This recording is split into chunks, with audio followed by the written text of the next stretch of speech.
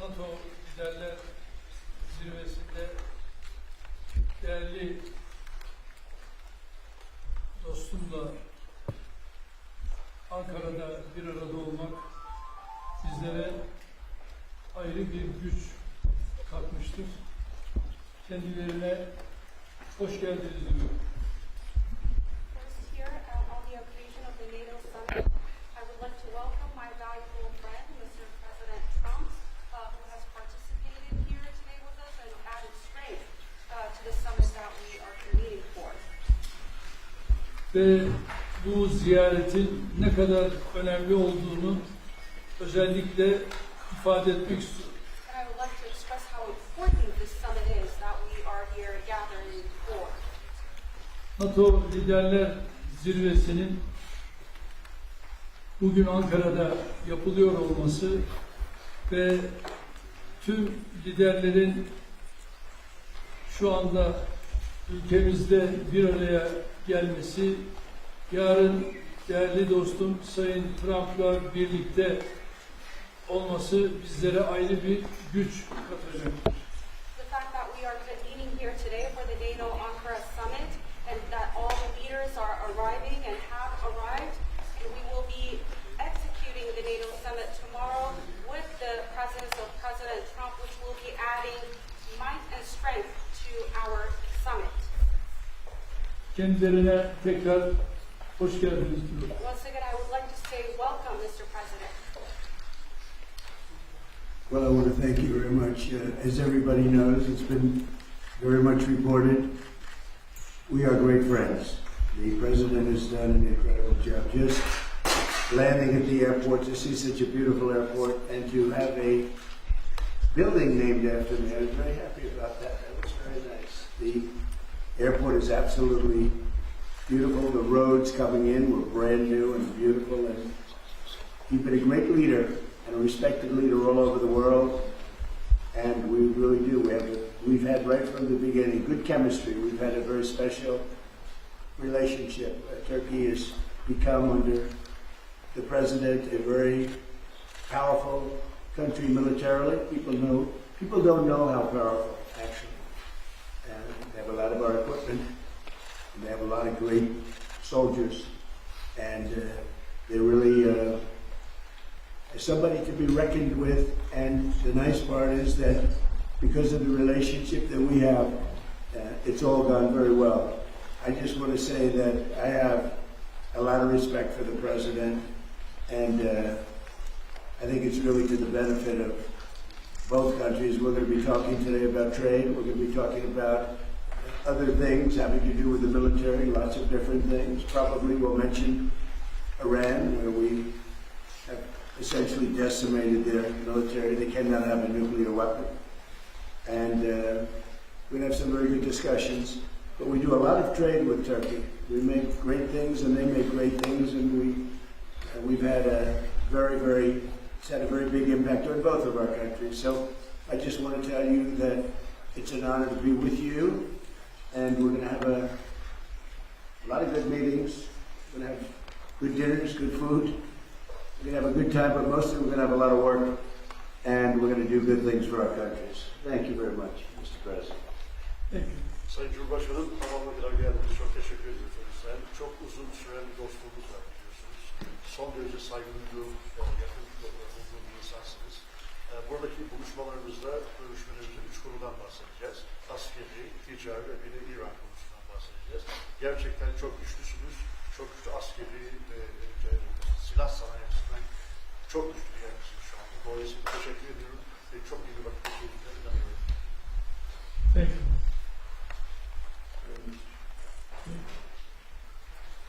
Mr. President, are you going to sell F-35s to Turkey, and what about the legal restrictions? It's a decision we're going to make. We have a very good relationship. I would think that many people, I can tell you, many people, including the people sitting right here, thinks, why wouldn't we do that? We have a better relationship with Turkey, and Turkey's been in many ways much more loyal than other countries that we think would be loyal. So yeah, something certainly we would consider. It's a great plane. It's the best, currently the best plane by far. And it's certainly something we will consider. Yeah.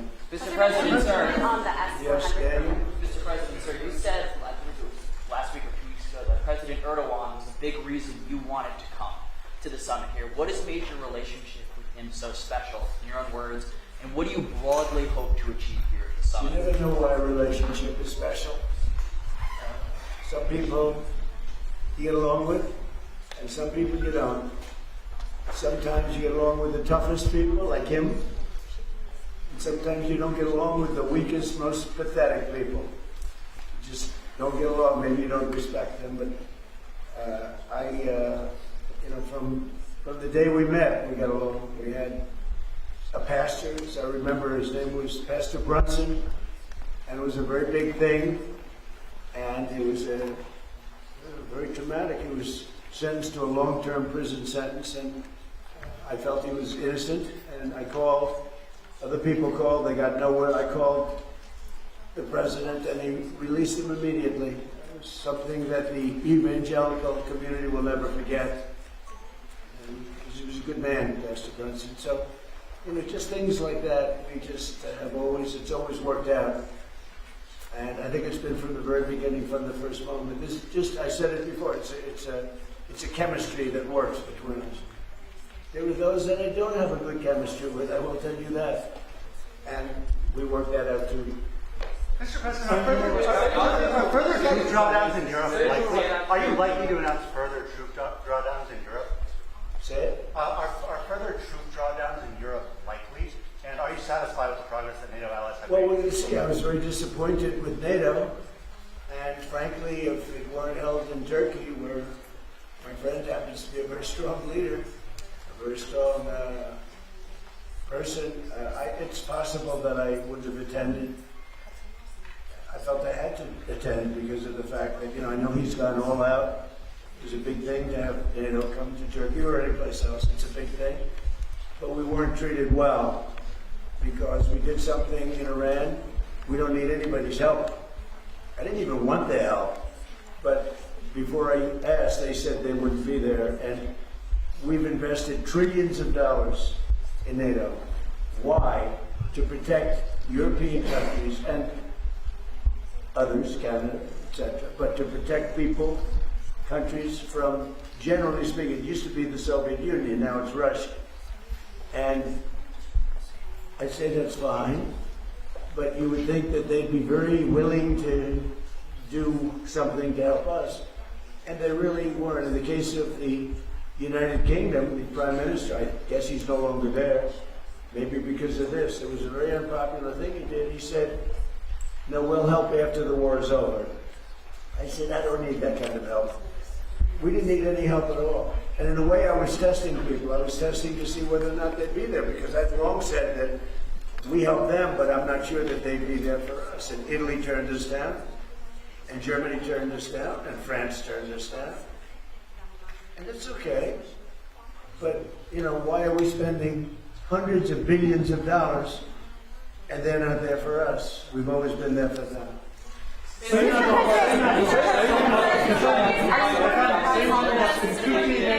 Türkiye ile Suriye arasında Sayın Cumhurbaşkanım, bir saniye. Habertürk ve Karaca, efendim, İran'daki savaşın sona erdirilmesi için oldukça çaba sarf ettiniz. Müzakere süreci devam ediyor ancak nihai bir anlaşma noktasına gelinmiş değil. Bundan sonraki süreçte Türkiye nasıl adım atacak İran ve ABD arasındaki müzakere sürecinin olumlu bir şekilde neticelenmesi için? Bu süreçte yine aynı şekilde bizler İran-Amerika ilişkilerini nasıl bir düzleme kavuştururuz? Onun gayreti içerisindeyiz. Elimizden geleni yapmak suretiyle dünya barışına bir adım atalım diye gerek şahsım, gerek arkadaşlarım hep birlikte çalışıyoruz. Türkiye-ABD ilişkilerinin geliştiği bir... Gazze'ye sormak isterim ben sizlere. 80 bine yakın insan hayatını kaybetti Gazze'de. Çok büyük bir yıkım var. Ateşkes sağlandı ama yer yer bu ihlaller devam ediyor. Ateşkes ihlallerinin önlenmesi için, insani yardımların Gazze'ye girebilmesi için, ayrıca Gazze'nin yeniden inşa edilebilmesi için önümüzdeki süreçte ortak atabileceğiniz adımları değerlendirecek misiniz muhatabınızla? Müsaade buyururlarsa kendisinin özellikle Gazze konusunda tabii değerli dostumla bunları da konuşarak özellikle bu bölgedeki barışı sağlama için bu liderler zirvesini çok önemsiyoruz. Ve bu liderler zirvesinden aynı şekilde bir kararın çıkmasını da hayra yorumluyoruz. Ve bunun olabileceğine de ben ihtimal veriyorum. Efendim, Türkiye-ABD ilişkilerinin geliştiği bir dönemi gözlemliyoruz. 2025 yılında geçen yıl Amerika Birleşik Devletleri'ne yaptığımız ziyarette önemli ticari anlaşmalar da imzalandı. Suriye konusunda Türkiye'nin önemli bir aktör olduğunu söylemişti Sayın ABD Başkanı. Şimdi yeni dönemde gelmeden önce de Sayın Trump bir sürprizle geliyorum ifadesini kullandı. F-35'i, Kaan savaş uçaklarının motorlarını konuştuk. Acaba gündeme gelebilir mi şeklinde. Siz bu sürprizin ne olduğunu düşünüyorsunuz? Türkiye bugünkü görüşmelerden sonra istediğini alabilecek mi? Teşekkür ederim. Tabii F-35 konusu biliyorsunuz bizim için yeni bir konu değil. Ve bunu bizler Amerika ile daha önce de görüştük. Ve biz 5 uçağı da sözünü aldık ve Sayın Trump'ın bu konuda bize ayrıca sözü var ve şimdi de bu liderler zirvesinde yapacağımız görüşmelerde F-35 ile ilgili kendilerinden bu daha önce aldığımız sözün ben geleceğe yönelik olumlu şekilde test ettiğimizi biliyorum ve bu konuda da Sayın Trump her zaman sözünün arkasındadır. Burada yine inşallah F-35 konusunda bu liderler zirvesinden hayırlı bir karar çıkacağına inanıyorum. Your Russian missile defense system going to be handed over to a third party as part of any deal with F-35s? What does that mean? Is it going to be handed over to a third party? Is that not part of the deal? Third party? What is the third? With respect to what? There's our concerns about the Russian missile defense system. Do you have those concerns about this system? Are they going to have No to? concerns at all about anything. I mean, he's a leader of a country that he's made a much better country, much more powerful country, and you see it. I mean, it's beautiful. You get off the roads of your life. It's an amazing thing. Now, I have no concerns about anything having to do with Turkey. The relationship, I would say the relationship with Turkey right now is better probably than it's ever been. It was good in my first 4 years, but I think now it's probably even better than that, if that's possible. Mr. President, so U.S. military and Turkish military constitute a really strong and large military base for NATO. Are we expecting further defense cooperation out of this bilateral meeting, out of this NATO summit here in Ankara? Well, we're going to find out when I go there. We're going to find out. We're going to be having meetings. I'm very friendly with many of the leaders. Some of them are new. We don't know them. But, I've been doing this for now sort of a long time. If you count the 4 years when we had a rigged election, I was very much into politics then too. But I spent the first 4 years. I spent 4 years in a little different state, and then we've had an amazing, probably the best year maybe ever had by an American president. When you look at the economy, we have the greatest economy we've ever had. We have $19 trillion, $19.2 trillion to be exact, being invested in the United States. That's 7 or 8 times more than it's ever. It's a world record, not just a U.S. record. And I just read where, in fact, coming over, I was in the car with those beautiful horses, those great riders, those great soldiers, and it came over the wires that Toyota is moving out of Mexico into the United States and building one of the biggest truck and car plants ever built. It's amazing. That's what tariffs do, properly used. And so we've never had a more exceptional economy or potential economy. There's never been anything like it. under the last administration, they did much less than $1 trillion of investment coming in. And we're at 19.2 trillion in actually the first 12 months, because that's where it's, really, so they're a year and a half, so that number is now substantially higher. But 19.2 trillion, Scott, for a period of 12 months. Nobody's ever seen anything like that. So we have by far the greatest economy. We have more jobs right now in the United States than ever before. And we have a great relationship with some countries on trade, and Turkey happens to be one of them. Dünya beşten büyük. Efendim, Sayın Cumhurbaşkanı, siz her fırsatta dünya beşten büyüktür, daha adil bir dünya mümkündür diyorsunuz.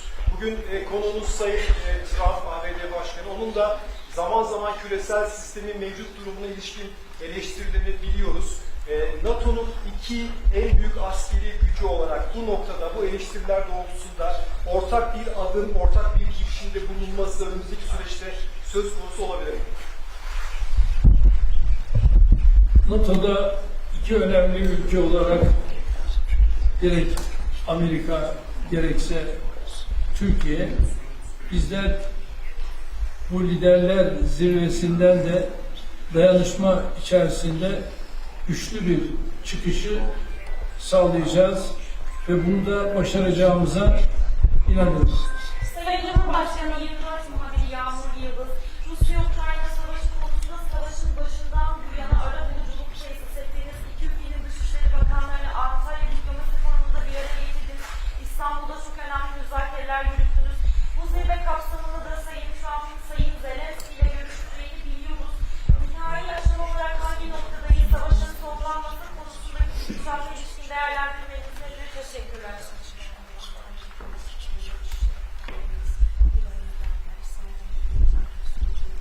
Is that for me? Are you asking me, or are you asking the president? No, President Erdogan, thank you.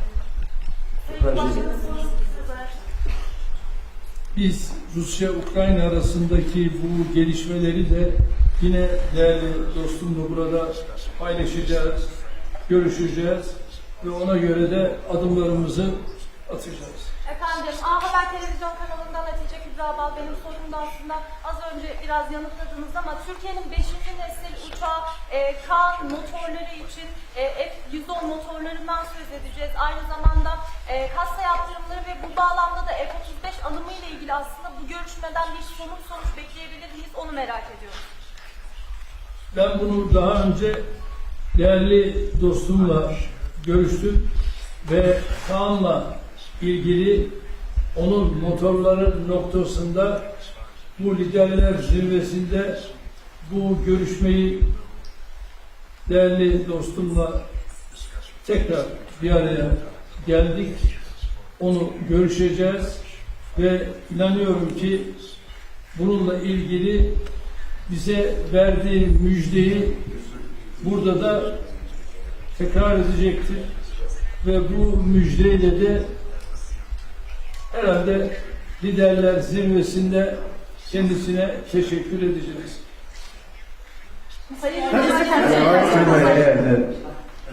Turkey bought planes. It's the best plane, but they bought planes from the United States. And when you buy a plane from the United States, if there's engine rehab and other things that are done to engines, there's various things that happen, including just maintenance. I think we have an obligation to maintain engines and help them maintain engines. When you buy a plane from us, what are we going to say? You're buying a plane if the engine needs work or if the engine has to be rehabilitated or even upgraded somewhat, but I think we have an obligation to do it. What are you going to do? Say, I'm not going to do that? Look, Turkey's been, I know, a lot of people don't agree, although I think with time they're starting to agree. Turkey has been a great ally for us. Turkey could have gone on the side. They know Iran very well, and they know the problems with Iran. But they've been very instrumental, along with a couple of other countries, of helping. They could have gotten into the fight. And I hear some people saying about their relationship with Israel. They could have gotten into the fight. They're a very powerful military nation. They didn't do that. Maybe they didn't do that because of me. but they could have gotten into the fight on the other side. They are a nation that's been very, very good, and I can speak for myself as president. They've been extraordinary in many ways with respect to our relationship, including trying to end the war with Iran, or whatever you call it. It's not even a war, it's a military operation. It's a denuclearization. That's really what it is, of Iran, because I don't think he wants to see them have a nuclear weapon either. I'm pretty sure of that. In fact, I'm totally sure of that. So, but when they buy a product from us, whether it's a plane or anything else, when it's time for maintenance, I think don't we have an obligation to help them? What are we going to do? Say we're not going to let you use the product that you spent a lot of money in buying? And especially when it's been somebody that frankly has been more helpful to the United States than many other more traditional countries. Mr. President, you will meet President Zelensky tomorrow, sir. You will meet President Zelensky tomorrow. Should we expect a breakthrough soon? Where are we at Ukraine talks? I do. I had a very good talk with President Putin, who, by the way, has a lot of respect for President Erdogan, a lot of respect for him. We had a long talk yesterday. It lasted a long time, and I also spoke with President Zelensky right after that. I think they both want to make a deal.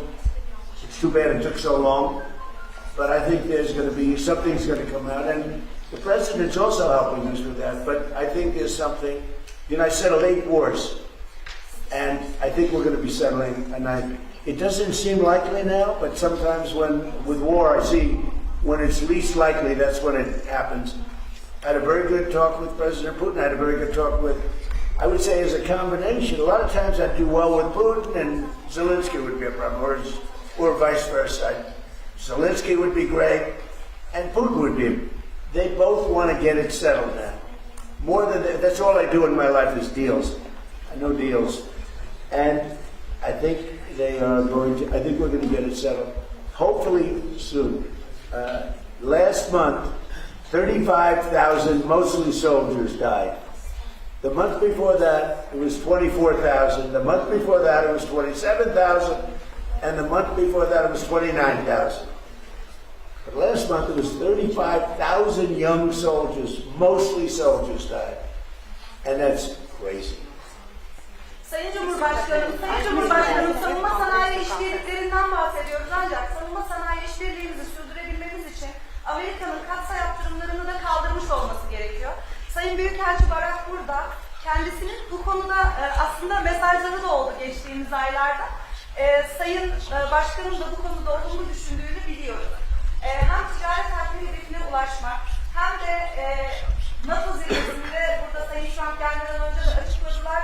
Aslında Türkiye'nin hattıyla zirveye katıldığını da açıkladılar ama aynı zamanda katsa yaptırımlarının Türkiye'ye uygulanıyor olmasında bir tezat olduğu düşünülüyor. Bu noktada, bu görüşmede artık somut bir netice alınabilir mi? Ayrıca siz bunu gündeme taşıyacaksınızdır. Muhtemelen Sayın Başkan'ın da bu konudaki düşüncelerini alabilirsem mutlu olurum. Teşekkür ediyorum. I can tell you, we're going to be taking the sanctions off. Okay? I don't want him to waste his time answering that question because we're working very closely with Marco Rubio, very famous man, great Secretary of State, and with Scott Bessent, and with Pete and everybody else. We're going to be taking the sanctions off. It's time to do that. Okay? Mr. President, you said that We don't want to sanction friends. It's very simple. There's plenty of people we can sanction, and we are sanctioned. We don't want to sanction friends. And because of the president, we have a very good relationship with the new leader of Syria, and he's done an amazing job. In a year and a half, he's pulled the whole country together. And I have a very great relationship with him. And somebody said, well, he's pretty rough to put him there. I approved him along with the president. We were the two that really wanted him. And he's done a great job. He's done a great job. He's pulled it together. Not an easy job. Mr. President, you said that Can you clarify what you meant with your social media post yesterday with respect to Prime Minister Maloney? That True Social post with the restraining order? Oh, I don't know. I think she's a nice person, actually. We had a bad relationship, but it became a little bad because she refused to help us. Again, I didn't put a heavy press on her, but she refused to get involved with the Hormuz Strait. Or you could also say just Iran. She refused to get involved. So it soured my relationship with her a little bit. But I like her. I think she's a nice person, actually. But I think she made a mistake.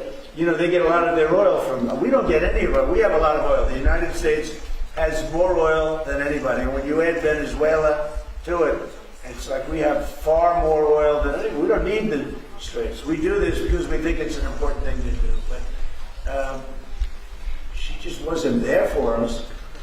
And I wasn't happy about that. You can imagine, I wasn't happy about that. Mr. President, you seem to express optimism that a deal between Russia and Ukraine is close. Why do you think that? What conditions have changed? Did Putin seem... About with what? Russia-Ukraine. Did Putin seem open to any concessions that he had? Never changed. I just don't want him killing people. You know, it doesn't affect the United States. When Biden was here, he gave them hundreds of billions of dollars worth of equipment.